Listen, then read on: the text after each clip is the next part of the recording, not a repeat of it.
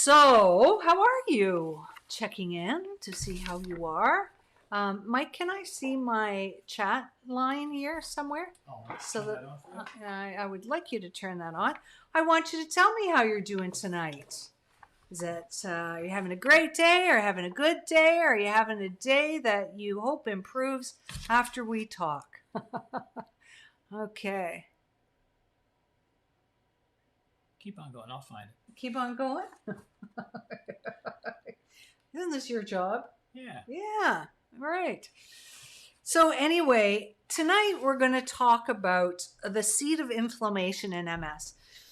You know, it's so interesting. Oh, there we go. Hey, Franco, I haven't seen you before. Welcome. Hey, Chris, and Maggie, and Kara, and Tracy. Kara's hoping it improves one of those days. You know what? I can hear you. I hear you a little bit, Tara or Kara. I've had a questionable day myself. Joanne, hello. So, the question I want you to keep running through your brain is that our group is called Transforming MS Naturally. And so I want you to keep thinking about, what does that mean? What is transforming MS naturally? Because we're living in a time of a paradigm shift. So a real shift from the current medical model that addresses symptoms, or the tip of that healing iceberg, if you remember in one of our previous talks, with pharmaceuticals. That's what they're trained to do. That's what they're trained to do. So we can't fault them for doing what they're trained to do. But we live in a chronic and complex world right now, so that model doesn't work. What I find all too often is, and we do it very subconsciously, is we apply that same model because it's what we were raised in.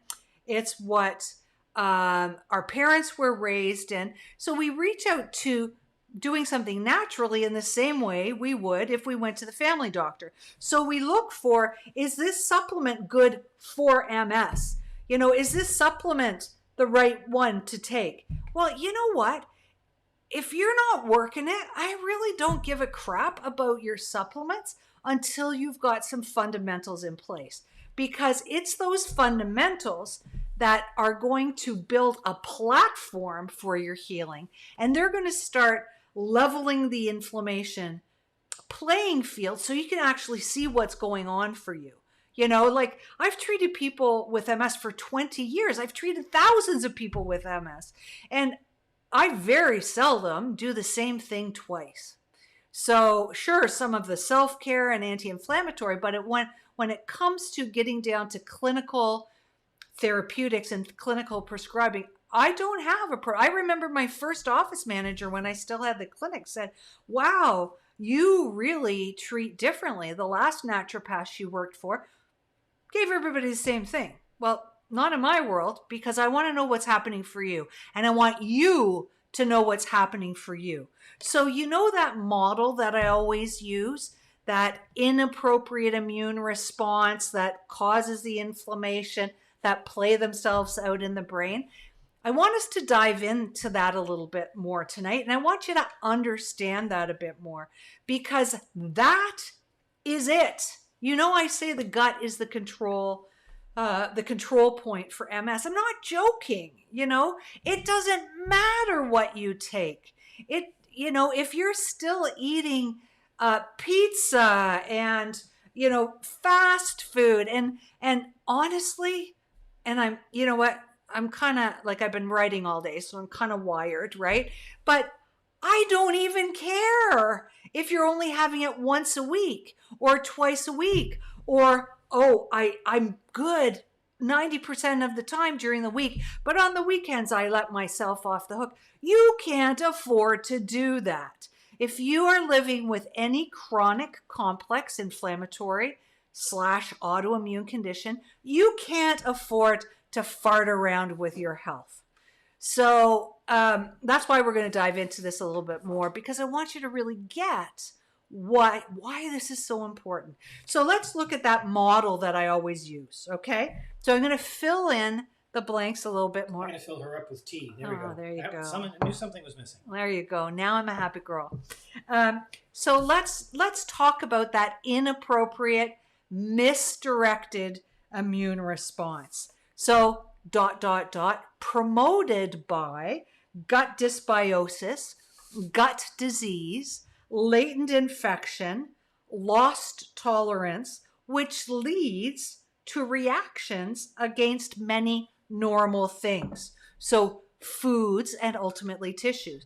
So, people who say, oh man, I react to everything. I can't eat anything.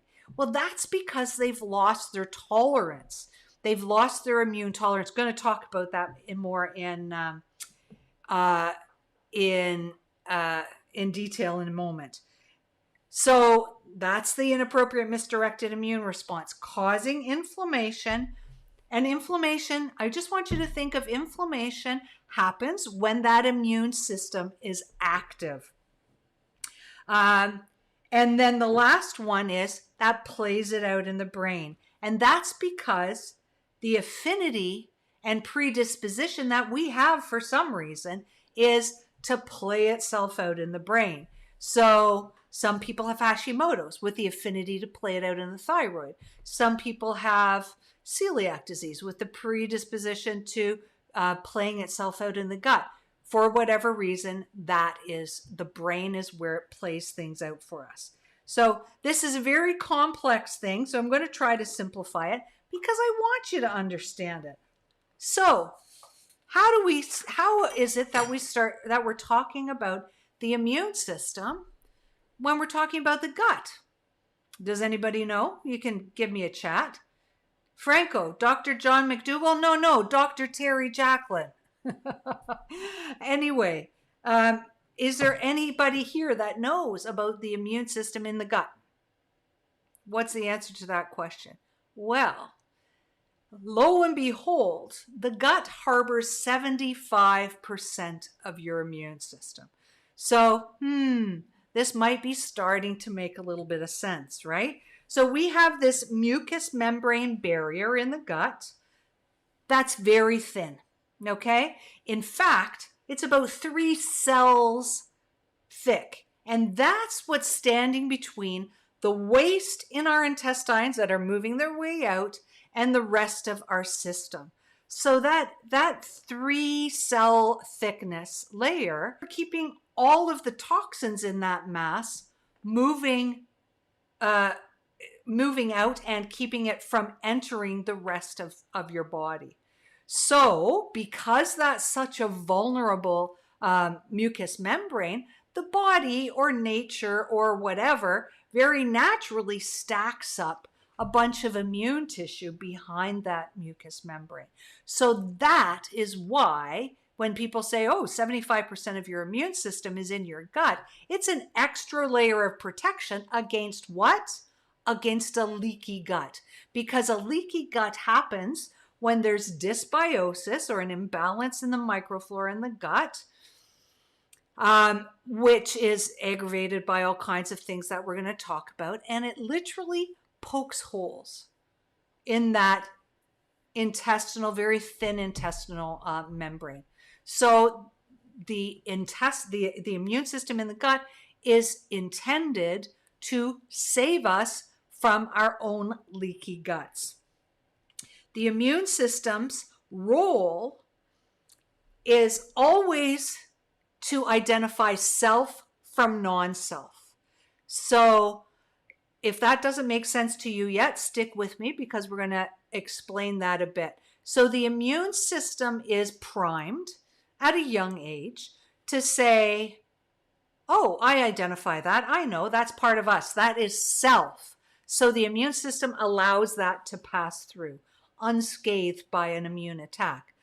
And then the same immune system is trained to identify pathogens like bacteria, parasites, viruses, toxins, and things that shouldn't be in the body as non-self, things that need dealing with. And that's what the immune system does. It's the enforcer. It deals with that non-self stuff.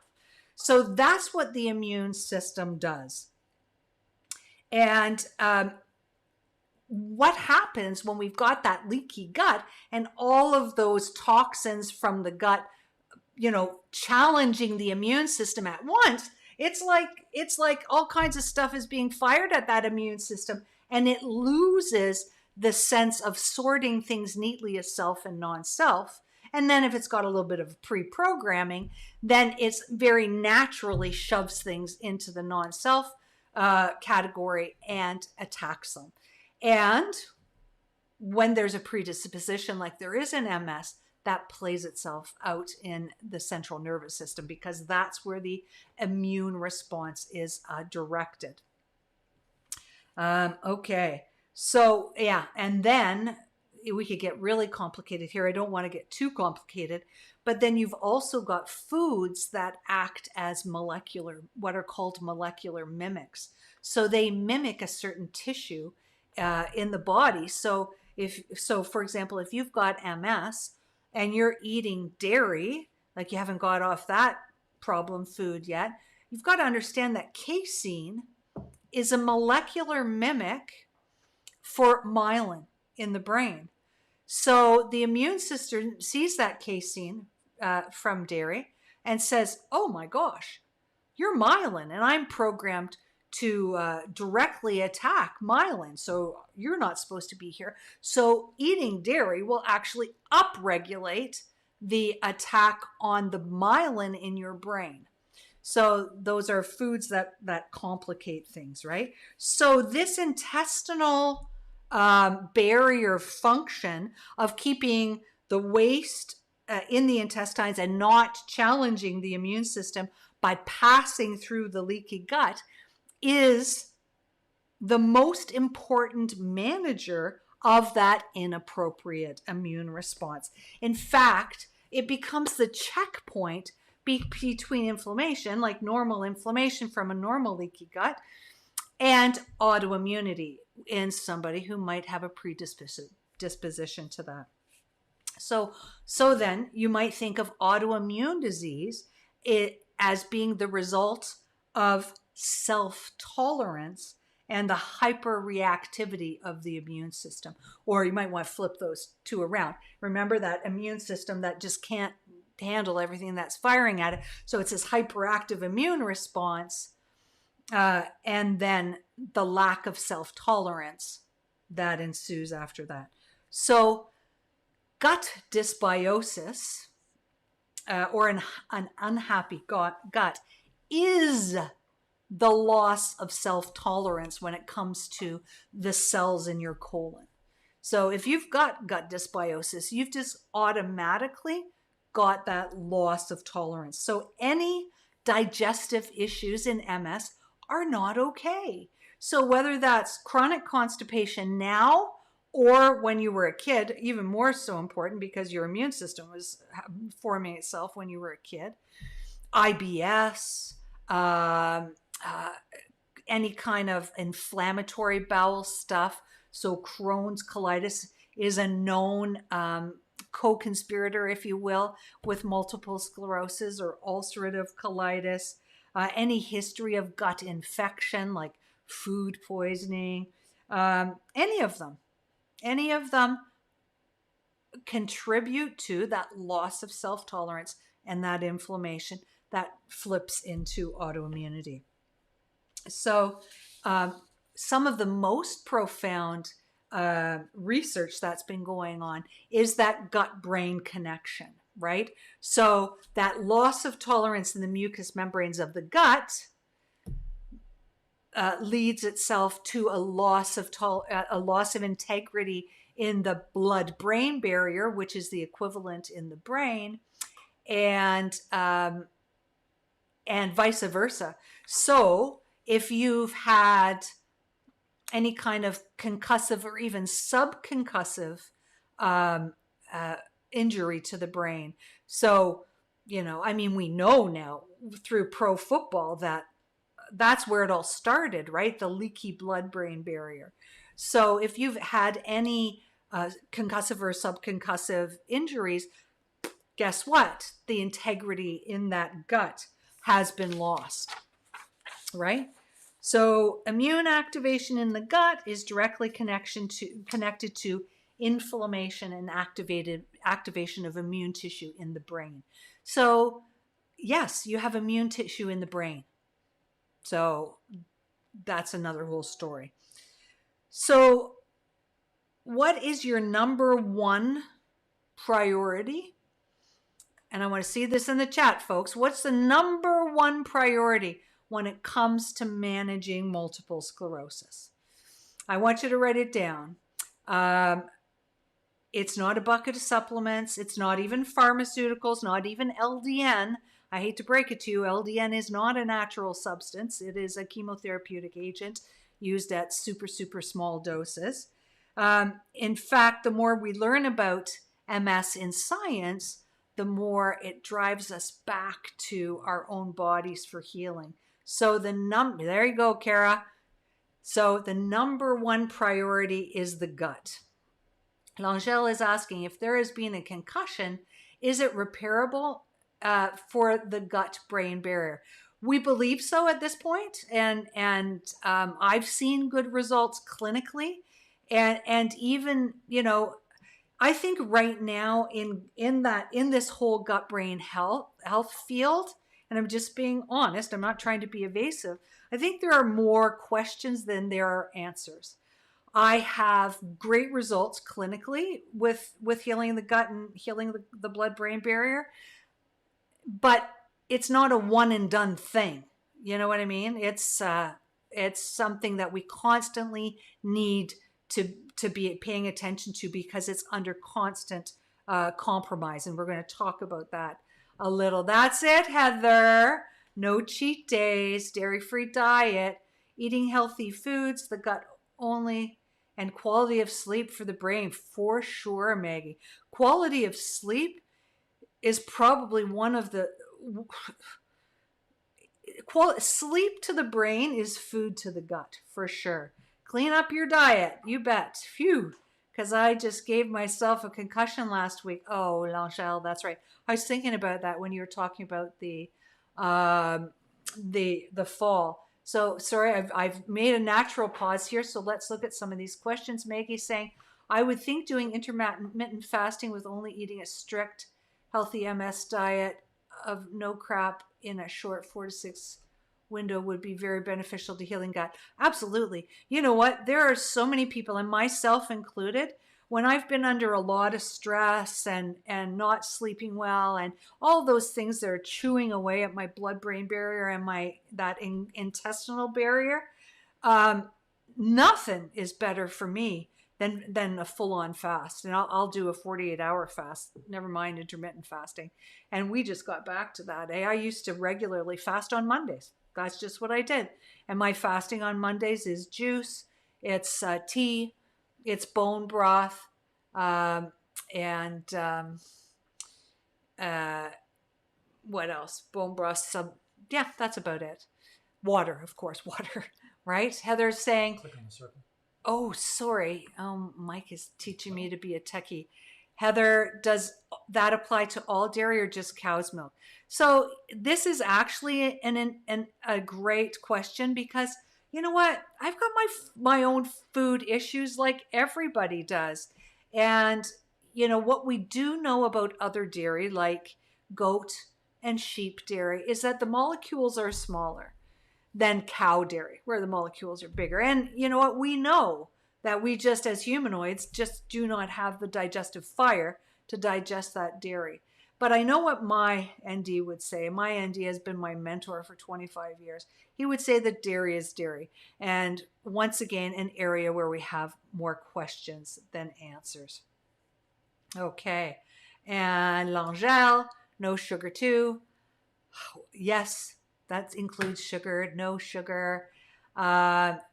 Joanne is saying you're going to embark on a vegan diet again. I'm going to talk about vegan diets in a moment, Joanne. So you might stay tuned, and you might actually want to modify that a little bit.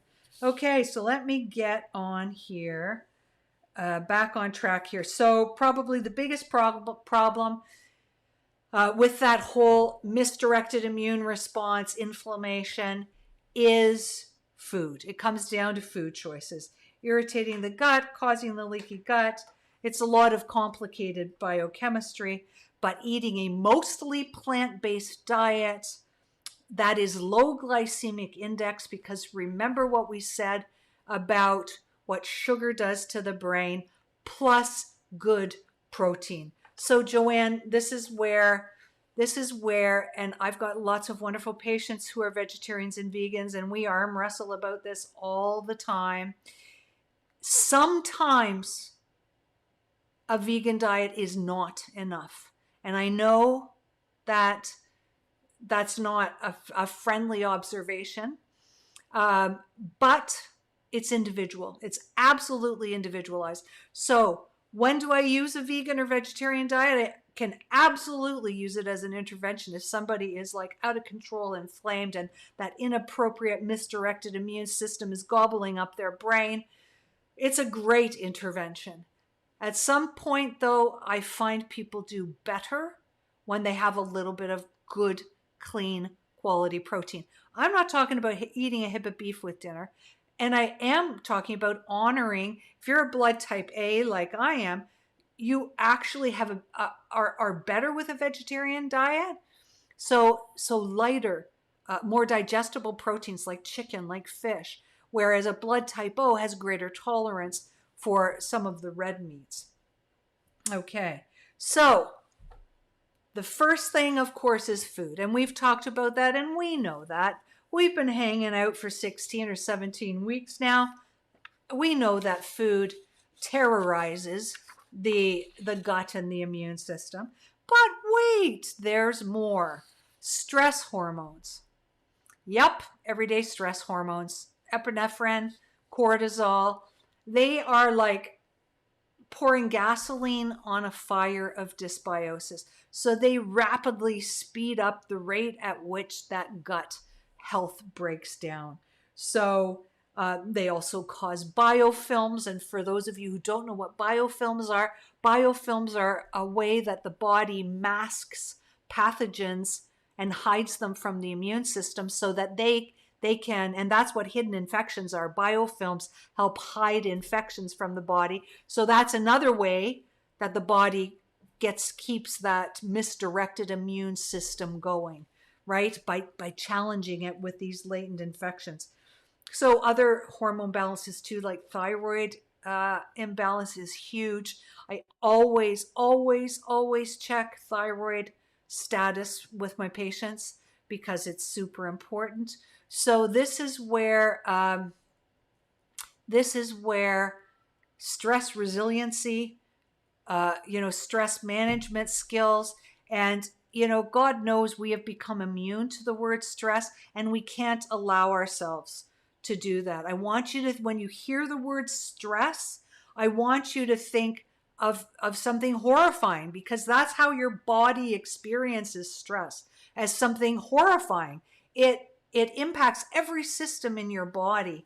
And the whole concept of being a worrier, it's just not cool to be a worrier.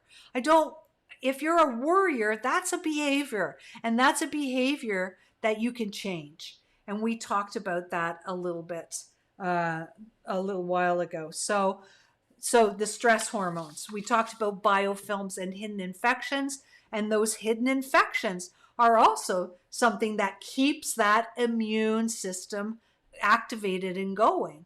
So what are some of the hidden infections I'm talking about? I'm talking about any of the herpes viruses. So this could be varicella zoster. This could be Epstein-Barr. And of course, Harvard recently published a study. It's wonderful to see medical research centers like Harvard putting out this kind of data, although there has been information about Epstein-Barr and multiple sclerosis going back to the early 60s. So it's great that they've done it, but it's nothing new, right? We've got a couple of upper respiratory tract infections that perpetuate that immune response. Those would be Mycoplasma pneumoniae and chlamydia pneumoniae. And oh man, they love to hide out in the sinuses. So if you've got chronic sinus infections, that's probably a really good clue that something's going on, right? Then you've got fungal infections like candida. Yeah, the sinuses could be a great place for candida to hang out too. And of course, mold exposure. What does mold do? It suppresses the immune system so that those latent infections can continue to run rampant in your body. So we've got what's more than food: stress hormones, hidden infections, and I've already spilled the beans on the head injuries. So concussive and subconcussive stuff. If you've ever played sports, oh man, I was in a conference this past weekend and there was somebody who was talking about exactly this, the concussive and subconcussive impact on inflammation in the brain. And he was saying that the brain tissue itself is the consistency of soft butter. And it's in this shell. And if you ever look at the inside of a skull, there's all kinds of sharp ridges in there. So if you have any kind of, jarring brain thing, think about that soft butter smashing against those heavy ridges, right? So, and he was explaining with this new love of soccer in North America, the bouncing a ball off your head is definitely not the thing that you want to be teaching or encouraging your kids to do, because every time that soft butter is slamming against those ridges in your brain, causing a subconcussive injury. And it's chronic illness plays itself out later in life. And people I've often said to me, well, I was perfectly fine until I was diagnosed last week. Well, no, actually you weren't, right? We know maybe you were a C-section, so your microbiome or gut was already doomed for failure. And then you played soccer and loved bouncing it off your head. And then later in high school, you played football. And then maybe you were a horseback rider and got thrown off all the time. All these little lifestyle things that we don't even think about, that all contribute. Another thing that really takes its toll on this, on the gut, then challenging that immune system and inflammation, is any kind of medication, any kind of alcohol consumption, any kind of drug use. So, we look back, we can't help it now. Our parents, in my generation, our parents were doing what they thought was the best thing because antibiotics were the greatest. And there are researchers who believe that we don't even recover, or the integrity of that intestinal barrier doesn't recover from a single dose of antibiotics, never mind a single course of antibiotics, never mind a course of antibiotics once a month from the time I was 15 to the time I was 20, because I had chronic urinary tract infections. Antibiotics are not the solution. They're part of the problem. So I'm not saying there's never a place for them, but very, very discretionary. And I always encourage my patients, when they have a UTI, when they have any kind of infection, to call me first. I'm not a flake that's going to say, no, we're going to do this naturally or die. No. We're going to try everything we can do to prevent the use of antibiotics, because if you do that, you always come out on the other side stronger. And if you have to use antibiotics, you're always weakening the system. Okay. Chris is asking the question, even CBD, when I talk about drugs. And that's a great question, Chris, because don't forget, CBD is a herb, right? Cannabis sativa is a herb. Now, it's always about the delivery, right? It's, are you smoking it? Are you vaping it? Or have you, Mike, I don't know what I'm doing here. Or have you made it into a decoction? Like, is it in an oil and you're taking it in drops? So I don't recommend smoking anything. So if you're smoking pot for medicinal reasons, you're doing the wrong thing, because as soon as you light up, you're heating that up to over 400 degrees. And that's when the carcinogens are activated. But if you're vaping it, it doesn't go above 200 degrees. And if you're consuming it, well, guess what? It doesn't even get that high. So that's a little bit, sorry, Maggie, didn't mean to burst your bubble there, but there are more than one ways to consume that. So we've got all of these things that we've just talked about that contribute to either compromise through the gut or directly increasing that immune response. You know, the immune system's working overtime. It loses its tolerance, and then we're predisposed to play out the inflammation that ensues in the brain. So everybody is different. Everybody's had different experiences, and how things add up for you will be different too. So, oil and topical cream. So we're still talking about CBD, I trust, Chris. So yes, topically is a great way to apply anything. I use some of my Unda drainage remedies topically. You know, when I've got people that are super sensitive because their body is in such a mess, I'll put drops in their belly button of stuff. So people who can't tolerate castor oil packs, I'll get a cotton ball and put a couple of drops of castor oil on the cotton ball and put it in their belly button. And that is how we start doing castor oil packs. And remember, castor oil packs take down the inflammation, start to mend that intestinal barrier, repair dysbiosis. They improve the detox function through the liver, and they regulate normal peristalsis. So they're just part of that self-care, self-love, self-healing that's so readily available to us. And that's awesome. That's an awesome thing. Hi, Kathleen. Kathleen's saying, besides D-mannose and oil of oregano, what else do you suggest if you have an active UTI? That's a really great question. Those are all great things for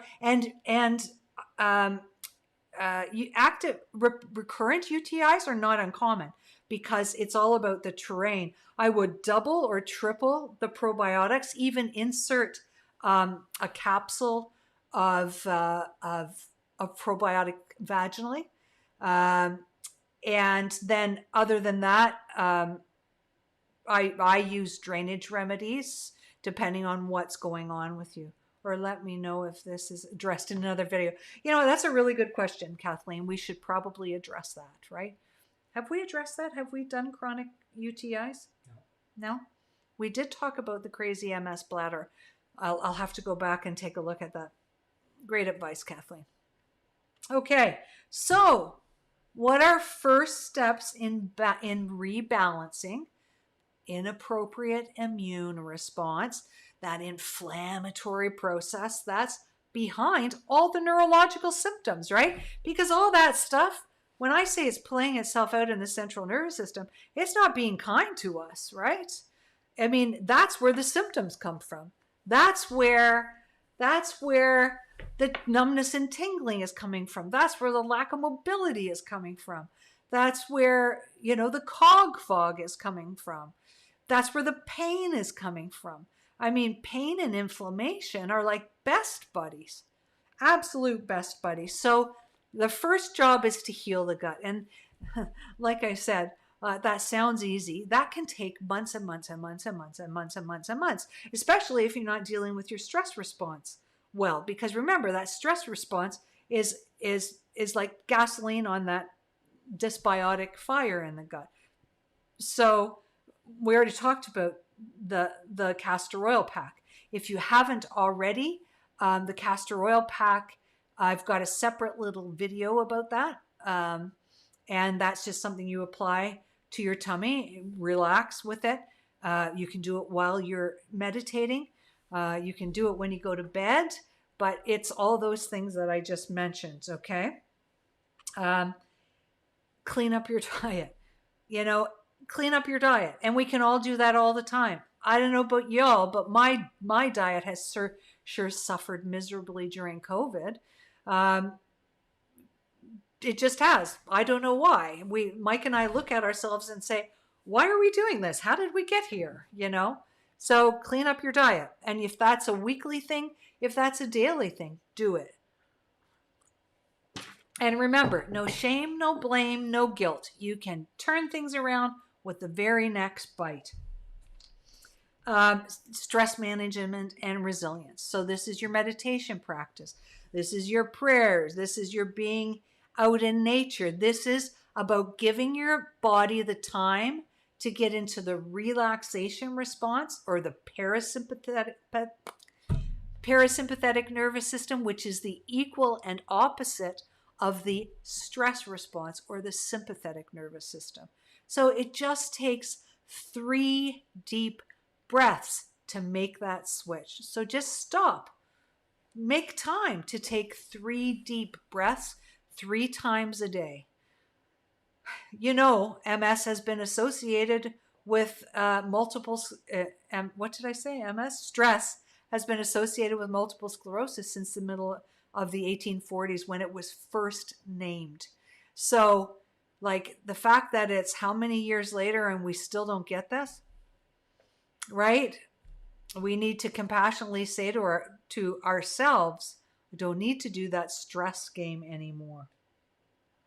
Something that has been central to naturopathic medicine and has been in more recent years adopted by the functional medicine people is the 4 R's to gut recovery. And those 4 R's, they vary a little bit from practitioner to practitioner, but basically the first R is remove. So what are you doing? You're removing all the inflammatory foods. You're removing all the toxic foods, the fast foods, the things that are irritating the gut. You're replacing those foods with good foods, with anti-inflammatory foods, with lots of water, So you're replacing pop with water, replacing coffee with water. Then we're re-inoculating the good microbes in the digestive system. So you can do this by eating prebiotic foods like flax seeds and blueberries, sunchokes, the things that allow the microbiome to thrive. Then you can re-inoculate with fermented foods, which nowadays, easy peasy, just to make fermented foods right on your kitchen counter. You don't have to have big old nasty crock pot like my German grandmother did making sauerkraut. You can do it in a mason jar, And then, of course, probiotics. And you can ask me all you want about probiotics. I use 60 billion a day as a maintenance dose. So if we're trying to recover from something sketchy, then I might use twice that. I might use 3 times that. But the research is still out on that. We don't know what we don't know. So you can really play with probiotics. You're not, mostly not gonna be at great risk there. And then the last one is repairing. And these, some of the things that we've talked about in repair is marshmallow tea, L-glutamine. What else have we talked about when it comes to, vitamin D is a huge repairing for the gut. Zinc, huge repairing for the gut. Omega-3s, huge repair for the gut. So that's another thing you can do, is remember those anti-inflammatory basics we've talked about in other videos. So the 3 things that I always say to my patients, you can take these until, if I never see you again, you can take these until you die, based on the current research. That is fish oil, vitamin D, and a probiotic, right? They are all anti-inflammatory in multiple systems in the body. And vitamin D and fish oil and probiotics, those are starting to heal the gut right there. So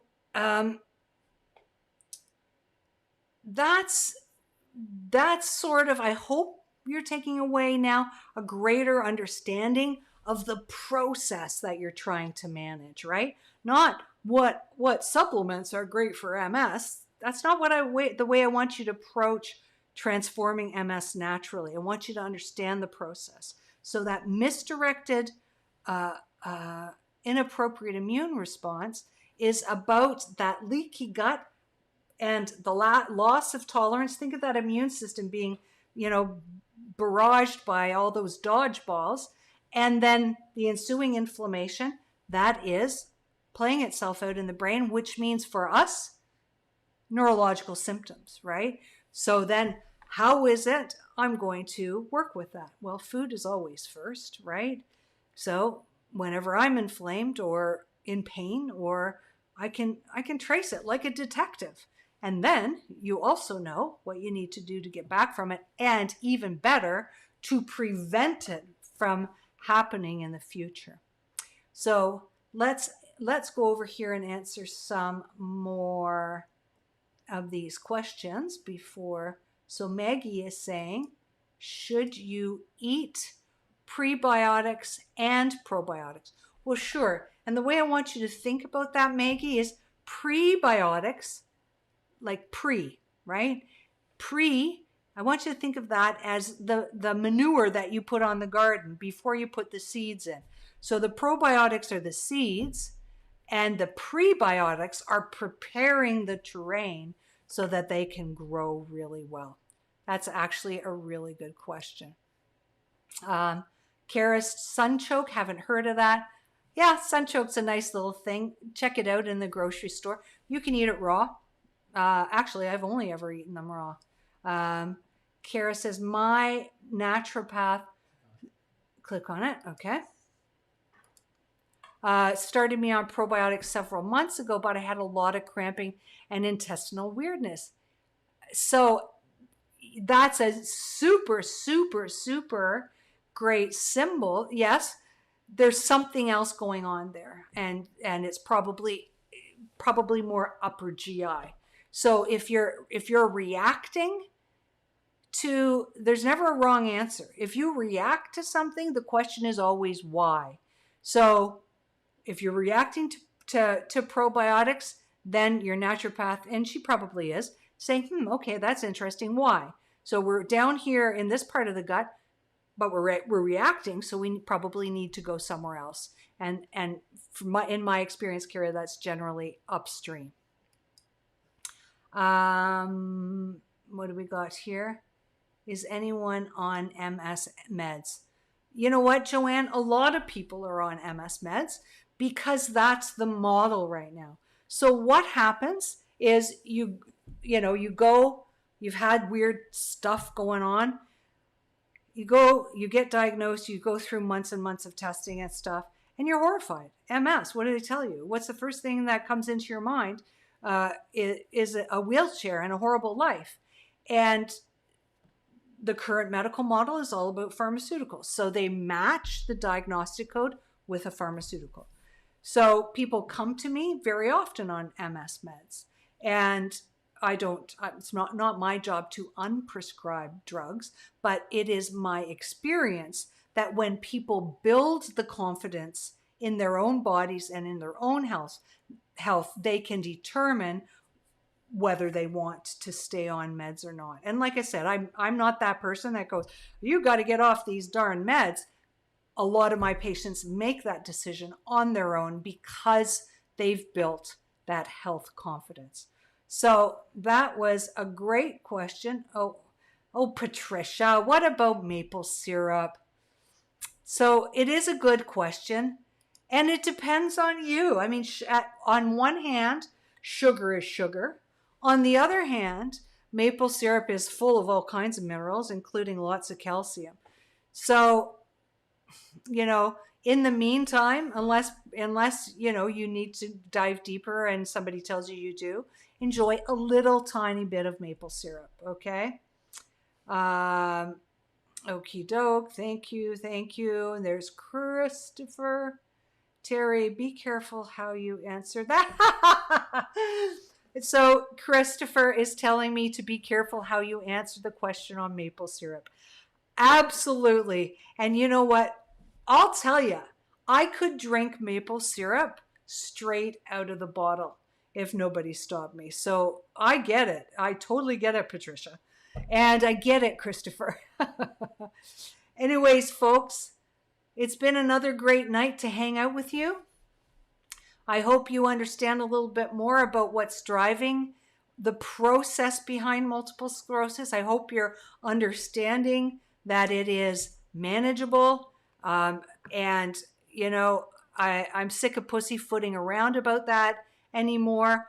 There's a lot of confounding factors, but the journey of 1,000,000 miles starts with a single step, and your being here tonight is that step.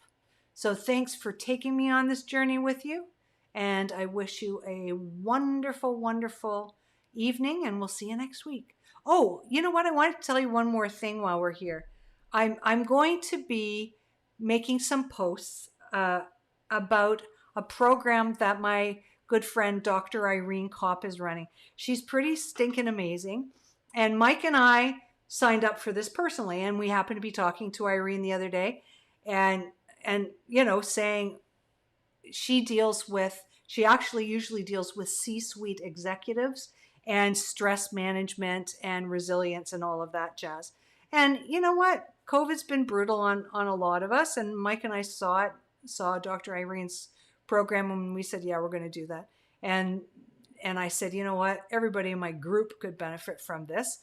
Not thinking, because she usually does CEO stuff. But she said, okay, well, here's a discount code for your group. So anyway, pay attention, because I'm going to make some posts with some links to her program. It's kind of last minute. I realize it starts on Monday, but you know what? Sometimes the best decisions are made when they come on a recommendation and it looks like something that you need to do. So if you're looking for a place to regroup, if your head game is not where it needs to be, Dr. Irene is the one that builds all kinds of skills and helps people with that for a living. She's helping, like I said, she's helping Mike and I. We're jumping on her boot camp that starts on Monday, and you get 20% off. So that's all, in case you wonder what all those are. Okay? Good night. Bye-bye.